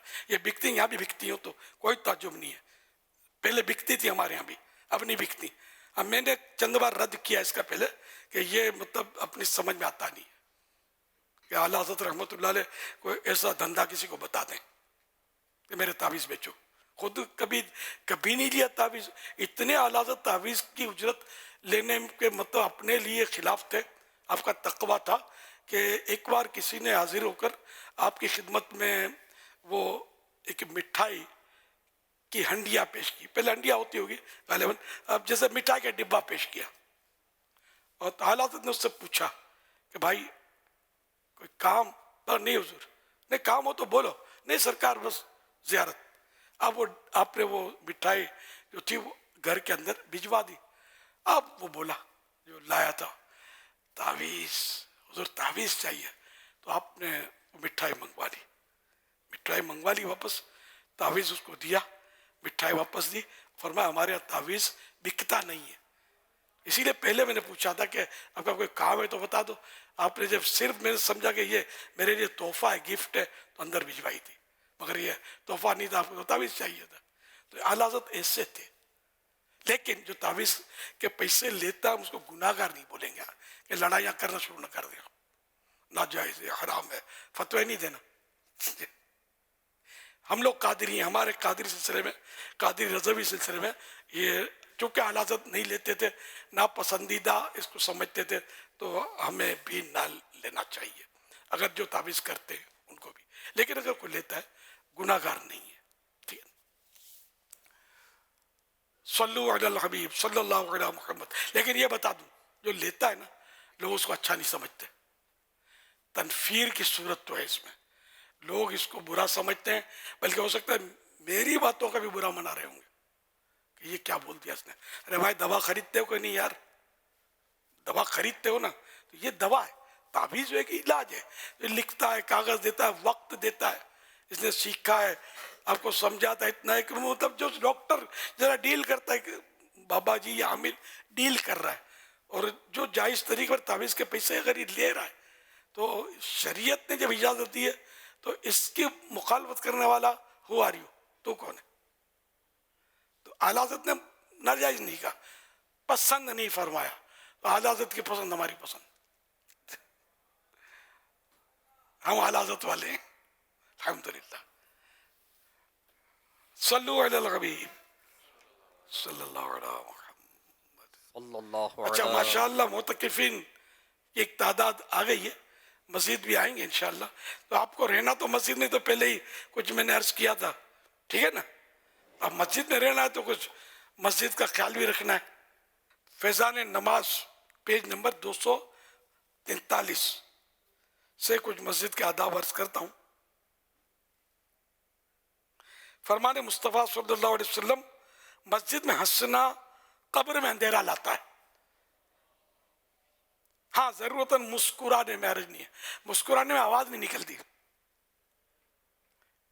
یہ مسکرانا ہے، یہ حرج نہیں ہے. اب اتنی آواز نکلی کہ جیسے خود سن لیا تو یہ ہنسنا ہے، اس کی اجازت نہیں، قبر میں اندھیرا لاتا ہے. اور پھر ہاں کر کے ہنستے ہیں، قہقہ لگا کر، تو یہ مطلب نہیں، اتنی آواز سے ہنسا کہ دوسرا ہو تو وہ بھی سن لے، دوسروں تک پہنچ جائے، تو یہ قہقہ کہلاتا ہے. تو یہ تو سرکار صلی اللہ علیہ وسلم نے کبھی لگایا بھی نہیں ہے قہقہ. مسجد کے علاوہ بھی مسجد میں تو ہنسنا بھی ثابت نہیں ہے، مسکرانا، ٹھیک ہے نا. تو قہقہ تو لگانا ہی نہیں، ہمیں عام عادت نکالنی ہے اگر ہے تو، ٹھیک ہے نا. تاہم یہ کہ مسجد میں ہنسنا یہ قبر میں اندھیرا لاتا ہے. وہ تو ایسی باتیں بھی نہ کی جائیں، بعض مقررین بھی چٹکلے اور ہا ہا ہا ہا کر کے لوگ، نہیں نہیں، یہ مسجد ہے، مسجد میں یہ دھندے نہیں چلیں گے زور زور سے ہنسنے کے، ٹھیک ہے نا. کوئی ایسی بات مقرر بعض وقت کر دیتا ہے، ہم لوگ بھی کر دیتے ہیں، لیکن یہ کہ ہنسنا نہیں چاہیے زور سے، کیونکہ ہنسے گا وہ خود پھنسے گا نا. ہم نے بول دیا اور بولنا وہ جائز تھا، اور کوئی کسی کو ہنسی نکل گئی وہ الگ چیز ہے، قصداً جان بوجھ کر نہیں ہنسنا چاہیے. تو اس لیے میں کہتا ہوں کہ ایسی احتیاط کی جائے مسجد میں بیان میں کہ ایسی باتوں سے بچا جائے جس میں لوگوں کی زور سے ہنسی نکلے.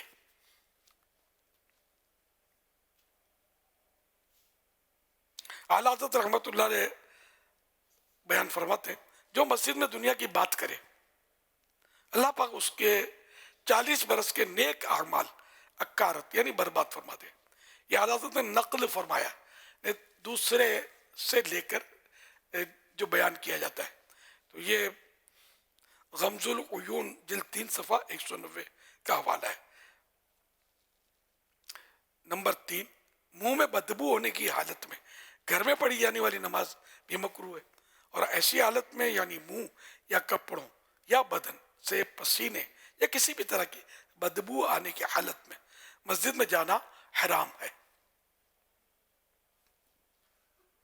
مسجد میں ریح پوائنٹ خارج کرنا منع ہے. مسجد میں ایسے بچوں کو پیمپر باندھ کر بھی لانا گناہ ہے جن کے بارے میں غالب گمان ہو کہ پیشاب وغیرہ کر دیں گے یا شور مچائیں گے. شور میں تو یہ بڑا بچہ بھی ہو اور شور مچاتا ہے تو اس کو بھی مسجد میں لائے ہیں تو اس کو فوراً لے جائیں. مسجد میں لانے والا گناہ گار ہے. اگر لاتا ہے پتہ کہ شور مچاتا ہے، یا اکیلا ہے تو صحیح ہوتا ہے، دوسرا مل گیا تو یہ دونوں اللہ گلہ کرتے ہیں، مسجد میں شور مچاتے ہیں، تو یہ جائز نہیں ہے. تو آج کل تراویح میں شاید یہ پرابلم ہوتا ہوگا، شروع ہو گیا ہوگا. آج تو زیادہ ہی بچے ہوں گے گھر میں، مسجدوں میں، اور نمازوں میں بڑی بیچاروں کو تکلیف ہوئی ہوگی. نمازوں میں تکلیف ہو یا نہ ہو، مسجد کا بھی احترام ہے نا، اس میں بھی شور شرابے کی اجازت نہیں ہے.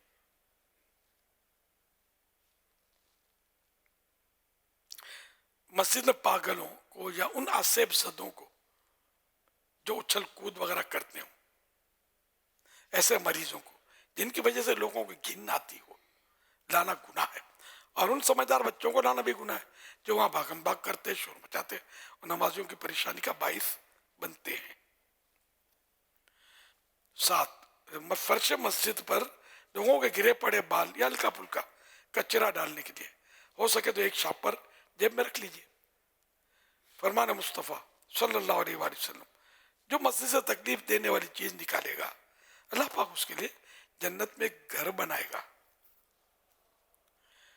پسینے اور منہ کی رال وغیرہ سے مسجد کے فرش، دری یا کارپیٹ کو بچانے کے لیے جب بھی سوئیں اپنی ذاتی چادر وغیرہ ہی پر سوئیں. اس پر شاپر دکھا رہے، واہ ماشاء اللہ، مدینہ. مسجد کا کچرا یا کچرا کنڈی میں، ڈسٹ بین میں ڈالنے کے بجائے کسی صاف ستھری جگہ پر، پاک جگہ پر ڈال دیا جائے. ماشاء اللہ. تو جو نہیں رکھتے وہ بھی رکھیں. اعتکاف میں یہ کام بھی ایک سنبھال لیں. کچھ نہ کچھ کچرا وغیرہ مسجد میں وہ ہرتا پھرتا رہتا ہے، اس کو لے کر ماشاء اللہ. آپ مسواک دکھا رہے ہیں، ماشاء اللہ. مسواک، ہاں مسواک سے دانت صاف کرنا ہے، مسجد میں جھاڑو نہیں دینا ہے. ٹھیک ہے، انشاءاللہ اس کی بھی باری آئی ہے. یہ شاید توجہ دلا رہے ہیں کہ مسواک کی بھی ترغیب دلائی ہے.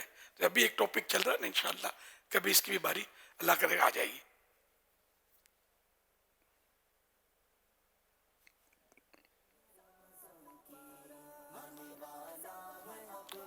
مسجد میں اگر خس یعنی معمولی سا تنکا یا ذرہ بھی پھینکا جائے تو اس سے مسجد کو اس قدر تکلیف پہنچتی ہے جیسے انسان کو اپنی آنکھ میں معمولی ذرہ پڑ جانے سے ہوتی ہے.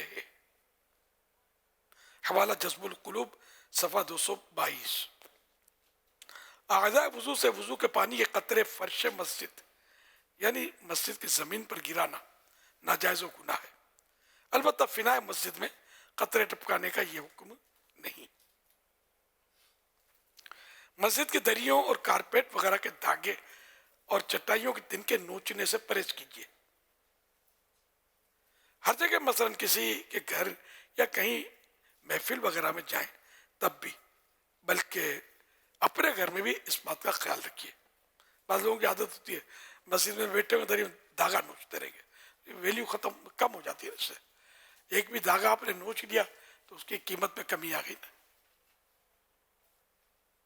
مسجد ہو یا گھر ہو یا کسی کے گھر گئے ہوں، یہ کام نہیں کر رہا ہے. مسجد میں دوڑنا یا زور سے قدم رکھنا جس سے آواز پیدا ہو منع ہے. مسجد کے فرش پر کوئی چیز زور سے نہ پھینکی جائے اور چادر یا رومال وغیرہ سے فرش اس طرح نہ جانے کہ آواز پیدا ہو. مسجد کی صفائی کرنے والوں کو بہت احتیاط سے کام لینا چاہیے. تلاوت و نعت، باجازت شرعی کیے جانے والے اعلان وغیرہ کی اتنی بلند آواز نہ ہو جس سے کسی نمازی کو تشویش یعنی پریشانی ہو یا سوتے کو ایذا یعنی تکلیف پہنچے. مکروہ ہے.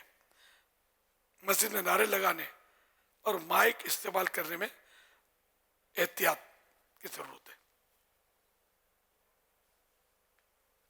صلو علی الحبیب صلی اللہ علیہ محمد. مسجد میں نعرہ لگا تو سکتے ہیں ضرورت کے موقع پر، لیکن بعض اوقات کیا ہوتا ہے، میرے ساتھ بھی ہوا ہے کہ جیسے فرض نماز پڑھ کے بھی بعد نعرے شروع سمجھاتے اب ایسا ہو نہیں رہا. اس سے پہلے کبھی کبھی ہوتا تھا اور شروع ہو گئے. تو اس سے نہیں، نعرے نہیں لگانے مسجد میں. کبھی بیان میں کوئی واقعی سا پرجوش نکتہ آ گیا اور لگا دیا نعرہ، وہ الگ بات ہے. لیکن ایک طبقہ ہوتا ہے سیریس جو مسجد میں آتا ہے، وہ ان چیزوں سے تھوڑا دور رہنے کی کوشش کرتا ہے. اچھا، مزید یہ کہ جیسے کہ میں حاضر ہوتا ہوں تو یہ بھی ہوتا ہے کہ اس طرح بھائی کھڑے ہو جاتے ہیں. سمجھانے کے لیے مجھے اپنی مثال دینی پڑ گئی تو کھڑے ہو جاتے ہیں اور آگے بڑھتے ہیں. اب رش اس وقت تو رش بھی ہے, تو ابھی آگے بڑھ گئے, اب نتیجہ کیا ہوتا ہے, آگے تو بڑھ گئے, تھوڑا ہاتھ بھی لہرا دیا, اب بیٹھنے کی باری ہے, اب کیا ہوگا؟ اب گناہ سے بچنا بڑا مشکل ہو گیا. آئے تیری جگہ, آئے میری جگہ, آئے ہٹ جا, یہ دندے بھی شروع ہو جاتے ہوں گے جو مطلب مسلمانوں کی دل آزاری کا باعث, مسجد کا احترام کی پامالی کا سبب ہے نا. تو اس لیے جہاں بھی رش ہو, جب بھی مسجد ہو, رمضان ہو نہ ہو, کوئی بھی آپ اجتماع میں ہو, کہیں بھی ہو, تو کسی کے استقبال کے لیے اٹھنے کی نوبت آ گئی تو اٹھ کر پھر اپنی جگہ سے نہ ہٹے, بلکہ بھیڑ میں تو میرا اپنی تو یہی ہے کہ یعنی کہہ سکتا ہوں کہ مجھے پسند نہیں ہے کہ لوگ میرے لیے اس طرح ہی اٹھ جاتے ہیں. آئی ڈونٹ لائک اپنے لیے, اور جو پسند کرے وہ اس کے لیے ہے بھی خطرہ. یہ حدیث پاک میں وعید بھی ہے کہ جو یہ پسند کرے, جو یہ چاہے کہ لوگ میری تعظیم کے لیے کھڑے ہوا کریں, تو وہ اپنا ٹھکانہ جہنم میں بنا لے. تو کوئی بھی عالم دین یہ کبھی بھی نہیں کہے گا کہ میری رسپیکٹ کے لیے کھڑے ہو جائے کرو. یہ ٹیچر لوگ سکھاتے ہوں گے, یس سر کر کے, آئی ایم کمنگ سر, وہ لوگ کھڑے طلبا کھڑے ہوتے ہوں گے, اس کو اپنے چھیڑتے نہیں ہے, میں نے چھیڑ دیا واپس لے لیتا ہوں. تو اب یہ دنیا کے اصول ہے. اور بھی اداروں میں ہوتا ہوگا ایسا کہ جب سر, چاہے وہ سراپا شر ہو, وہ آتا ہوگا تو اس کے شر سے بچنے کے لیے لوگ کھڑے ہوتے ہوں گے. یہ مسئلے کھڑے ہوتے ہوں گے, لیکن بہرحال جو مسئلہ ہم نے اس کے نا اپنی تعظیم کے لیے کھڑے ہونے کی خواہش پسند کرے گا لوگ, یہ وعید ہے حدیث پاک میں, یہ اس سے بچنا ضروری ہے. اب یہ تو ہو گیا نا کہ اب آپ نے کھڑے نہیں ہونا میرے لیے, یہ فور ایور میری درخواست ہے, آج کے لیے نہیں ہے. یہ حفظہ بہت کمزور ہے, کل بھول جائیں گے. پھر بالفرض کل تراویح کے بعد اگر میں آیا نا تو کوئی بھروسہ نہیں ان کا, یہاں تک عصر کی نماز کے بعد بھی کھڑے ہو جانا ہے. ارے مغرب کی نماز کو دیر کتنی رہ گئی ہے, پھر جو پریشانی ہوتی ہوگی نا بیچارے. بعض گھنٹوں سے میں نے نوٹ کیا اعتکاف میں خاص کر کے, وہ ہر نماز انہوں نے پہلی صف میں پڑھنی ہوتی ہے. پتہ نہیں گھنٹوں پہلے وضو کر کے کس طرح آ کے بیٹھتے ہیں.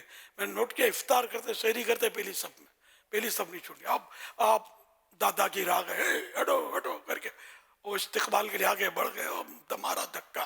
وہ غریب اللہ کا نیک بندہ پہلی صف میں 2 گھنٹے سے بیٹھا ہوا ہے, دھکا مار دیا اس کو, آپ بیٹھ گئے. آپ کے جنت میں چلے جائیں گے اس طرح, آپ سوچ لیں.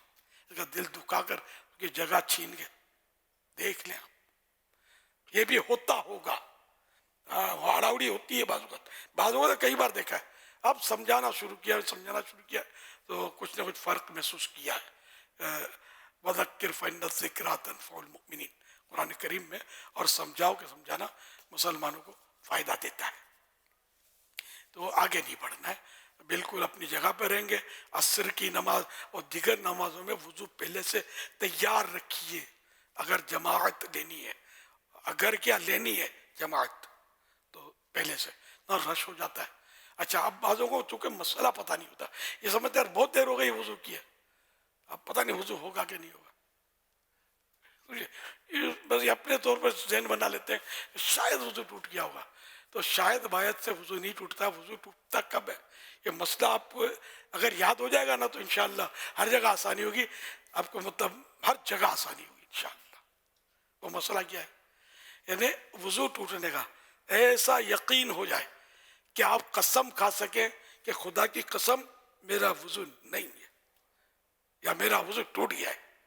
ایسی کیفیت آپ کو ایسا یاد ہو تو وضو ٹوٹا, ورنہ خامخواہ وہم وسوسے سے وضو نہیں ٹوٹتا. پرانا وضو تھوڑی ٹوٹتا پرانے اس سے, کہ ہر وقت باوضو رہنا یہ بھی ایک ثواب کا کام ہے, مستحب ہے. جو بے وضو ہے, اگر کوئی مصیبت پہنچ جائے تو اپنے آپ کو ملامت کرے کہ بے وضو کا کو رہا, آئی نا مصیبت. وضو جو ہے یہ مصیبت کی ڈھال ہے, مصیبت کو روکتا ہے. اللہ نصیب کرتے ہیں. بس ہم لوگ سست لوگ ہیں, کھانے پینے میں احتیاط ہے نہیں, پیٹ سیٹ رہتا ہی نہیں, رہے گا کیسے. ابھی کباب سموسے پکوڑے یہ تو رمضان شریف کا خاص آئٹم ہے. تراویح کہاں پڑھ سکتے ہیں یار؟ دے ڈکارے آ کر کے. اور پھر یہ کہ ابھی نہیں ایک دو دن امن رہے گا, پھر تیسرے دن کوئی ٹھاؤں کرے گا تو کوئی ٹھاں کرے گا, ٹھیں کرے گا, ایک دوسرے کو سر ملاتے رہیں گے تراویح میں کھانسیوں کا. اب کباب سموسے پکوڑے کھائے, ٹھنڈے میں ٹھنڈا پانی چڑھایا, پھر رنگ برنگی شربت پیا. اب کھانسی کیا بولتی ہے یار؟ آوے کہاں جائے گی؟ بخار بھی لائے گی ہو سکتا ہے. یہ سمجھانے کھانسی ویسے بھی ہو جاتی ہے, مجھے بھی ہوتی رہتی ہے کبھی کبھی. تو ایک بات بولتا ہوں سمجھانے کے لیے کہ احتیاط. اب تو اعتکاف میں زیادہ احتیاط کر رہی ہے, اور وضو بچانا ہے تو اور احتیاط کر رہی ہے. کھانا بھی کم کھانا ہے. ہم نے تو سمجھایا ہوا ہے کہ تیل آئل مسالے کم, آپ کو تھوڑا یوں ہوگا کہ ٹیسٹ کم ہے. اب نافذ ہوا کہ نہیں ہوا مجھے اس کی اطلاع نہیں ہے, لیکن سمجھایا ہوا ہے آدھا آدھا. یہ بیچارے احتکاف تو کریں, ورنہ بخاروں میں تپ رہے ہوتے ہیں یار, اور وامٹ, کسی کو پیٹ تو کسی کو کیا کیا لگا ہوتا ہے. اور پھر بعض دل چھوٹا کر کے چلے بھی جاتے ہوں کہ یار یہاں تو بیمار ہو گئے. یہاں بیمار نہیں ہوئے, مسجد میں آنے سے. اس کو لوک لگانا بھول گئے تھے, گڑبڑ ہو گئی ہے. نہیں میں تو تھوڑا کھاتا ہوں, تو نگلا ہوگا, چبایا نہیں ہوگا. چبانا بھی تو پڑتا ہے نا, اتنا چبائے کہ چب جائے. اور یہ زبان کے نیچے تھیلی ہوتی ہے, تھیلیاں ہوتی ہے جس سے ہاضم لعاب, ہاضمے دار تھوک نکلتا ہے, وہ اس میں مکس ہوتا ہے. یہ مکس کر کے جب اندر جائے گا تو ہاضمے میں سہولت رہتی ہے. ورنہ جھٹ پٹ پٹ جھٹ بوٹی بوٹا جو بھی آیا یہ کھا جائے گا میرا بھائی, وہ کھا جائے گا میرے جاؤں گا. اعتکاف میں یہ ہوتا ہوگا کیا؟ تھال آتے ہیں وہ تھوڑا آسانی کم ہوتی ہوگی, جلدی آتا نہیں ہوگا. ذرا اتنا بڑا انتظام پھر بھی دعوت والے کرتے ہی ہیں. اب آپ کو یہ تو نہیں ہو سکتا کہ آپ کو چبا کر آپ کے منہ میں رکھ دیں, یار یہ تو مشکل ہے. چبانا تو آپ نہیں ہے. تو انشاءاللہ احتیاط کریں گے, حرص سے نہیں کریں گے. بوٹی بٹاٹا آلو بھلے آپ کا بھائی کھا لے یار, کھانے دو یار, کیا یاد کرے گا یار. بلکہ سچی بات ہے, احسار تو یہ کہ بندہ ہاں کھاڑے کان کر لے, بوٹی دل کر رہا ہے لیکن ارادتاً چھوڑ دے گا میرا بھائی کھا لے یار, بھلے وہ بھلے کھا لے یار, اس میں ثواب ملے گا. فرمانے آخری نبی صلی اللہ علیہ وسلم, جو شخص کسی چیز کی خواہش رکھتا ہو پھر اپنی خواہش ترک کر دے اور دوسرے کو اپنے اوپر ترجیح دے تو اللہ پاک اس کو بخش دے گا. حوالہ تاریخ دمشق جلد 31 صفحہ 142. ایثار اسی کو بولتے ہیں. ہم تو ویسے بات بات میں بولتے ہیں یار ایثار کر دو, کیا ایثار کر دو یار, آپ کا جائے گا کیا ایثار کر دو. تو یہ ایثار یہ ہوتا ہے کہ آپ کو جس چیز کی خواہش ہے اور آپ اس پر قدرت بھی رکھتے ہیں. آپ قدرت ہی نہیں رکھتے تو پھر ایثار کا آئے گا اس پر. تو یوں مطلب یہ کہ مدنی پھول انشاءاللہ سیکھتے رہیں گے. اب کچھ یاد رہیں گے, کچھ نہیں رہیں گے, کچھ بھول جائیں گے, کچھ یہ ہوتا رہے گا. اب کیا کروں میں, تو اس کے لیے تو عمریں چاہیے یہ سارے یاد ہوں. اب عمل کی توفیق رب دے گا. ہمارا نفس تو ابھی میں بولتا ہوں, ابھی کباب سموسے آئے نا بالفرض, میرا خیال ہے میرا بیان الیاس قادری سنا تو ہے نا یار, ابھی ہٹ جاؤ, ایک مثالیں ٹوٹ پڑے گا. ایسا نہیں کریں گے انشاءاللہ اب انشاءاللہ. لیکن یہ کہ اپنے پیٹ کا خیال رکھنا ہے, صحت کا خیال رکھنا ہے, کم کھائیں. انشاءاللہ آپ دیکھیں آپ کو عبادت میں مزہ نہ آئے, پیسے واپس آپ کے, بس انشاءاللہ ایسا مزہ آئے گا. تراویح میں ایسا دل لگے گا, ورنہ تراویح میں اس کو ٹکر ماری, اس کو دھکا مارا, پیٹ بھرا ہوا ہے نا, پیٹ بھی ایسا بوجھ پڑا ہوا ہے, مزہ کرکرا ہو رہا ہے. زیادہ کھانے کے بعد پھر ٹھنڈا پانی پینے کے بعد آپ سب کو تجربہ ہوگا, پیٹ کیسی پناہ مانگ رہا ہوتا ہے, وہ کوسنے دیتا ہوگا کہ تیرا بھلا ہو یار, تو کیسا نمازی ہے, مجھے بھی نماز پڑھنے پر مجبور کر رہا ہے. تو اس لیے انشاءاللہ الکریم جو احتیاط کرے گا, میری بات مانے گا, نفع اٹھائے گا. عبادت کی لذت ملے گی. اعتکاف یہ عبادت ہے, اور اعتکاف میں پھر 1000 عبادتیں اور ہوتی ہیں. یہ کرنے کے لیے ہم آئے ہیں, نہ کہ سموسے کھانے کے لیے آئے ہیں. ہم کباب سموسے دیتے بھی نہیں ہیں, لیکن وہ مہربان آتے ہیں, لوگ لے آتے ہیں یار. اب ظاہر کیا کریں, ہم ڈنڈا لے کر کھڑا تو رکھ نہیں سکتے بندہ, اور ناجائز بھی نہیں کہتے ہم کباب سموسے کو, ہے تو جائز. عبادت کرنی ہے تو میری بات مانیں, اور سارا سال ساری زندگی اگر کھانے پینے میں محتاط رہیں گے نا, کباب سموسہ ٹھیک ہے آدمی اکا دکا کبھی کھا لے, لیکن یہ جو ڈٹ کے کھاتے نا آئلی غذائیں وہ زیادہ پھنستے ہیں. کبھی ایک آدھ کھا لیا تو اتنا پرابلم نہیں ہوتا. صلو علی الحبیب صلی اللہ علی محمد. اللہ علی محمد. ماشاءاللہ آج ہمارے سیدی غوث پاک شیخ عبد القادر جیلانی رحمۃ اللہ تعالی علیہ کا یوم ولادت بھی ہے. الحمدللہ پہلی رمضان المبارک. سبحان اللہ، کیا بات ہے. وہاں کیا مرتبہ غوث ہے بالا تیرا، وہاں کیا مرتبہ غوث ہے بالا تیرا، وہاں کیا مرتبہ غوث ہے بالا تیرا، اونچے کے سروں سے قدم بالا تیرا، اونچے اونچوں کے سروں سے قدم بالا تیرا. سر بھلا کیا کوئی جانے کہ کیسا تیرا، سر بھلا کیا کوئی جانے کہ کیسا تیرا، اولیاء ملتے ہیں آنکھیں وہ ہے تلوار تیرا، اولیاء ملتے ہیں آنکھیں وہ ہے تلوار تیرا. کیا دبے جس پہ حمایت کا ہو پنجا تیرا، کیا دبے جس پہ حمایت کا ہو پنجا تیرا، شیر کو خطرے میں لاتا نہیں کوتا تیرا، شیر کو خطرے میں لاتا نہیں کوتا تیرا. نبوی میں علوی فصل بطولی گلشن، نبوی میں علوی فصل بطولی گلشن، حسنی پھول حسینی ہے مہکنا تیرا. اب یہ شعر ہو سکتا ہے کئیوں کو حضور وہ سمجھ میں نہ آئے اس کی اردو اور اس کے معنی، کیا فرمائیں گے آپ؟ آتے ہوں گے. ہاں سمجھتے ہوں گے. باقی سب سمجھ میں آتے ہوں گے. اعلیٰ حضرت کے کلام ہے غوث پاک کی شان میں جمعے جاؤ. اس نسبتوں کا بیان فرما دیں. جی جی. نبوی می علوی فصل بطولی گلشن، حسنی پھول حسینی ہے، حسینی ہے مہکنا تیرا. کیا بات ہے.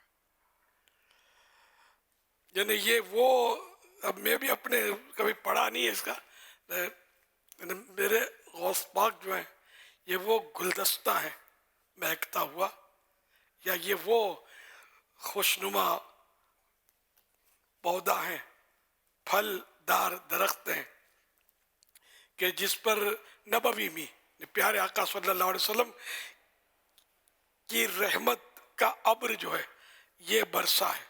نبوی میں علوی فصل، یا یہ کھیت، شاید فصل نہ گئے تو یہ وہ کھیت ہے کہ جس پر نبوی می پیارے آقا کی رحمت کا بارش برسا، اور علوی فصل نے مولا علی کی نگاہ سے اس کی فصل ہوئی بطولی گلشن. تو اب یہ بی بی فاطمہ کا ایک گلشن بن گیا، باغ بن گیا. حسنی پھول، امام حسن مجتبیٰ رضی اللہ عنہ کی برکت لیے ہوئے پھول کھلا، اور اس میں جو خوشبو نکلی وہ حسینی خوشبو ہے. اور جو سمجھ میں آیا وہ میں نے عرض کیا ہے. نبوی میں علوی فصل بطولی گلشن، حسنی پھول حسینی ہے مہکنا تیرا نبوی علوی برج بطولی منزل حسنی چاند حسینی ہے اجالا تیرا حسنی چاند حسینی ہے اجالا تیرا واہ کیا مرتبہ ہے غوث ہے بالا تجھ سے در در سے سگر سکتے ہے مجھ کو نسبت میری گردن میں بھی ہے دور کا ڈورا تیرا اس نشانی کے جو سگ ہے نہیں مارے جاتے اس نشانی کے جو سگ ہے نہیں مارے جاتے حشر تک میرے گلے میں رہے پٹا تیرا حشر تک میرے گلے میں رہے پٹا تیرا بد سہی چور سہی مجرم و ناکارہ سہی اے وہ کیسا ہی سہی ہے تو کریمہ تیرا ہاں اے وہ کیسا ہی سہی ہے تو کریمہ تیرا مجھ کو رسوا بھی اگر کوئی کہے گا تو یوں کہ وہی نا وہ رضا بندائے رسوا تیرا کہ وہی نا وہ رضا بندائے رسوا تیرا کہ وہی نا وہ رضا بندائے رسوا تیرا فخر آقا میرا ذات اور بھی ایک نظم رفیع چل لکھا لائے ثنا خانوں میں چہرہ تیرا چل لکھا لائے ثنا خانوں میں چہرہ تیرا کیا مرتبہ اے غوث ہے بالا تیرا اونچے اونچوں کے سروں سے قدم آلا تیرا سبحان اللہ صلو علی الحبیب صلی اللہ علیہ فرمانے آخری نبی صلی اللہ علیہ وسلم جس کا رمضان سلامتی کے ساتھ گزرتا ہے اس کا پورا سال سلامتی کے ساتھ گزرتا ہے صلو علی الحبیب صلی اللہ علیہ محمد اللہم سلمنی من رمضان وسلم رمضان لی وسلمہ منی صلو علی الحبیب مدنی مذاکرہ مدنی مذاکرہ ماشاءاللہ علم و ادب کا سلسلہ مدنی مذاکرہ عطار کی علمی ضیاء مدنی مذاکرہ